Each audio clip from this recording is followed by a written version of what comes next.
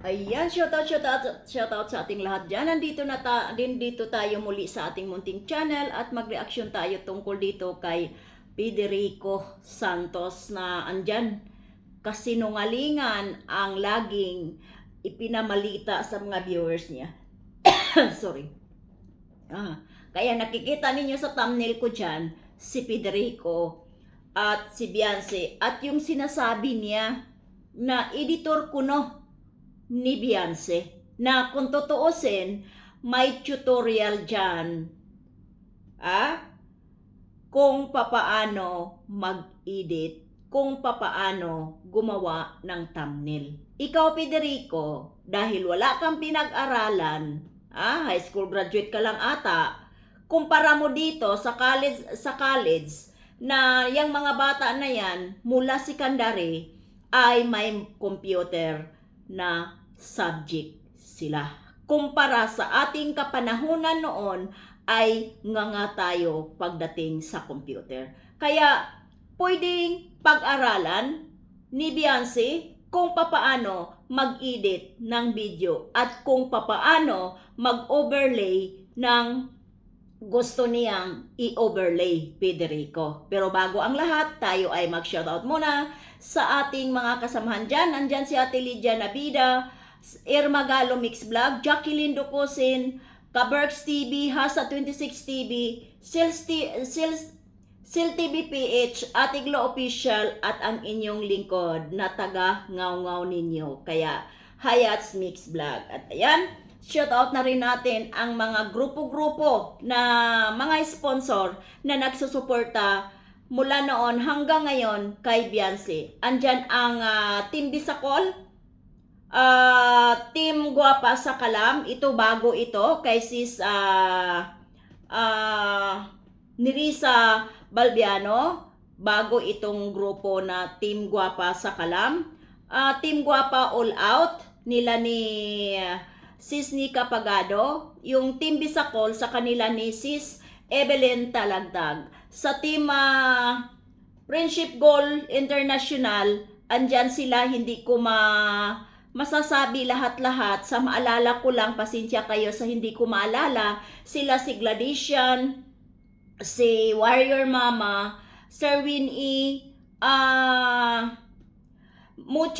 Mochi yan, sila yan. At yung may dalawa pa ata o tatlo na hindi ko pa gaanong kabisado sila. Kaya sa susunod, isusulat ko na talaga itong bawat grupo sa kanila para ma-shoutout naman din natin ang kanilang kasipagan at walang sawa sa pagsusuporta dito kay Beyonce. Kasi itong grupo nila ni Sir Winnie, noon pa ito nagsusuporta na kay Beyonce. Ang Team Bisacol, yan din sila. At dito sa mga individual na mga sponsor, Sir Leo D, Mama ER, Manay Liz, at sa bagong mga sponsor na pumapasok ngayon sa mga live ni Beyonce at nagpapalipad, maraming salamat sa inyong lahat. At ayan, dumako tayo sa ating pinaka-issue dito. Kaya ito, mayroon akong video clips, 33 seconds lang naman ito, pwede ninyong panoorin. Ayan, panoorin natin, guys. Sasabihin ko sa inyo kung sino ang editor ni Team Tulpo Queen, pero isa lang ang gumawa niyan, yung lalaki. Makikita nyo, mahanap nyo yan sa mga live ng mga sa live niya nun. Bisa kasi na babanggit ni ano yan ni Tulpo Queen. Sabihin ko na, sige. Kasi sinashoutout ko ni Tulpo Queen. Si Bonfire.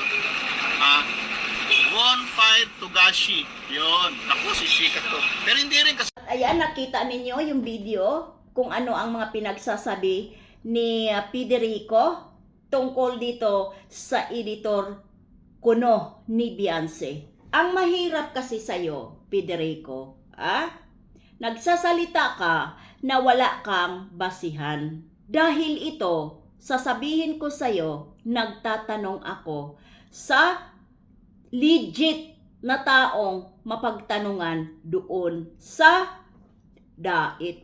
Kung mayroon bang taga-edit sa video upload ni Beyonce, ang sabi, wala po, pinag-aralan lang po ni Bien kung papaano mag-edit.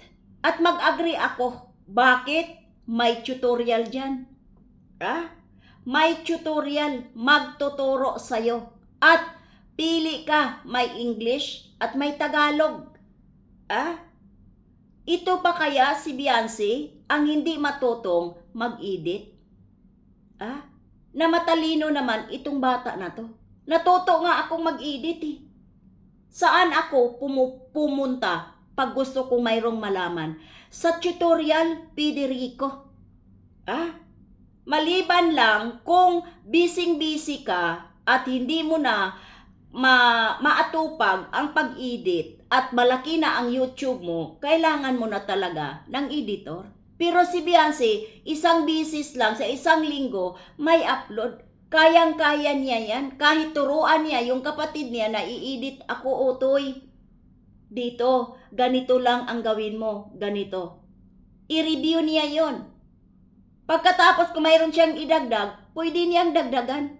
Madali lang, Federico, ang mag-edit. At yung taong pinagbintangan mo na si Bonfire Tugashi, at sabi mo, kasamahan mo, katrupa mo siya. Ganun na ba talaga, Federico? Mag-aakusa ng tao?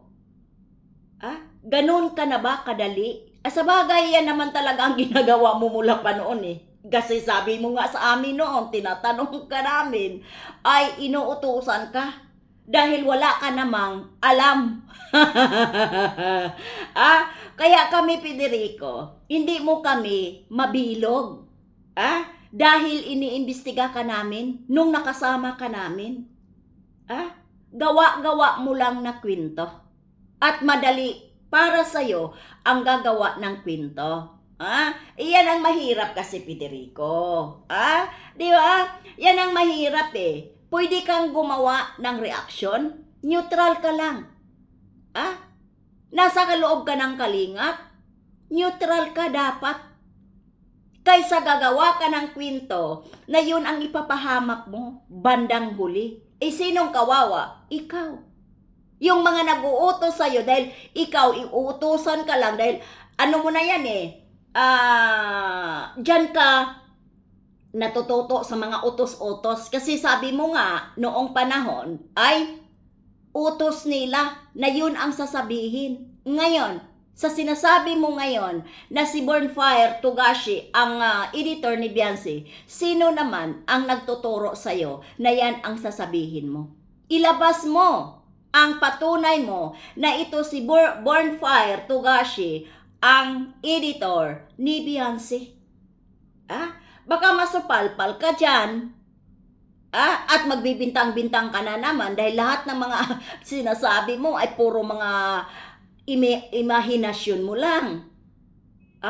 Noon ka pa naman eh. Di ba? Nakikinig ka kung ano ang dapat mong sabihin, kung ano ang sasabihin mo. May nag-uutos sa'yo noon pa man. At ngayon, hindi malayo na may nag-uutos din sa'yo. Federico? Kaya madali para sa'yo ang gumawa ng kwentong kasinungalingan. Dahil sa totoo lang talaga, lahat nasa YouTube. Kung anong gusto mong matutunan sa YouTube, Federico. Ikaw lang ata ang hindi natututo, pati ultimong paggawa ng thumbnail, napakasimple. Hindi mo magawa-gawa. Kasi sabi mo, hindi ka marunong sa cellphone. Ito pa kaya si Beyonce? Mga bata ngayon, yung anak mo nga marunong gumawa. Yan ang nagturo sa'yo. Pag mayroon kang hindi mo alam. Di ba? Yan ang sabi mo. Ito pa kaya si Beyonce? Na may subject yan na computer? Federico? at may computer siya, magtatanong yan kung paano mag-edit. Nasa tutorial, puntahan mo. At ang tutorial doon, Tagalog, kung gusto mo nang maintindihan mo ng lubos. Doon ka sa comfort zone mo, tumingin. Dahil doon mo matutunan ng tama kung paano mag-edit. Sabi ko nga sa inyo, dyan ako natuto. Lalo na dito, paglagay ng mga video o anong mga sticker dyan sa upload video. Nasa tutorial kung paano mag-overlaying. Tuturuan ka. At ang pinaka-importante, pag nanonood ka ng tutorial, i-take note mo para ka matuto at pwede mong reviewin kung ano yung sinusulat mo, Federico. Hindi na kailangan ni Biancy sa ngayon na magkaroon ng editor dahil kaumpisa pa lang niya at hindi naman ganon kalaki at hindi ganon ang mga upload niya. Maganda na nga yan mayroon siyang upload sa isang linggo. Tapos kukuha ka agad ng editor. Galing mo naman, Federico, gumawa ng kwento talaga, Sa mga naniwala sa'yo at yung nagsasabi na 2 buwan lang ay mawawala, ay mag-3 buwan na ang Team Guwapa. Si Biancy, mag-1 buwan. Nitong buwan na to, ang pagkaroon yan ng channel. Pag hindi yan mangyari, nasa 2 buwan ay hindi mawawala, anong gagawin ninyo? Pahiya lang din kayo. Di ba? Kaya wag tayong manalangin ng hindi kagandahan sa ating kapwa, lalong-lalo na hindi naman tayo tinapunan o binato ng salita na hindi maganda para sa ating mga sarili. Di ba? Kaya hanggang dito na lang tayo. Federico, huwag ka nang magsinungaling dahil madali lang ang mag-edit. Punta ka lang sa tutorial, matuto ka kung mag-edit. Kaya hanggang dito na lang tayo. Ingat kayo palagi mga kagwapa at God bless sa ating lahat.